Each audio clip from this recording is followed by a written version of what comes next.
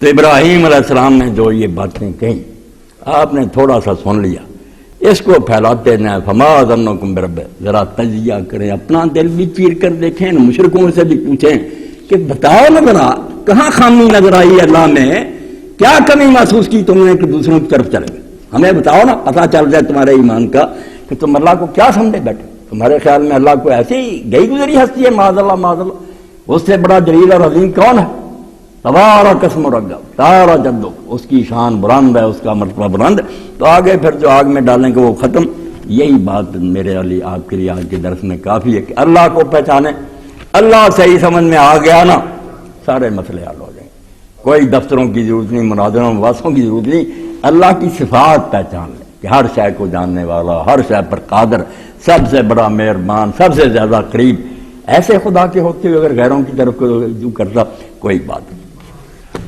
میں نے صبح درس پر لوگ بیٹھے تھے، کہا کہ ایک خوبصورت عورت کسی عالم دین کے پاس کی، تھانی چر رحمۃ اللہ علیہ بیان فرماتے، اس نے کہا میرا خاوند دوسری شادی کرنا چاہتا ہے، تو انہوں نے کیا حضرت نے کہ ٹھیک ہے، شریعت میں اس کو حق ہے کہ وہ دوسری شادی کرے۔ اب اس عورت نے کہا کہ حضرت دین اجازت نہیں دیتا، ورنہ میں اپنے چہرے سے نقاب اٹھا دوں، تو آپ خود کہیں گے کہ ایسی بیوی کے ہوتے ہوئے دوسری بیوی کا کیا سوال پیدا ہو۔ جب اس نے کہا تو حضرت بے ہوش ہو، غشی طاری ہو گئی، بہت رائے۔